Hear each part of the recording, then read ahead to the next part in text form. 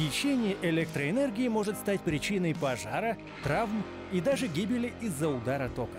Не проходите мимо самовольных подключений к линиям электропередачи.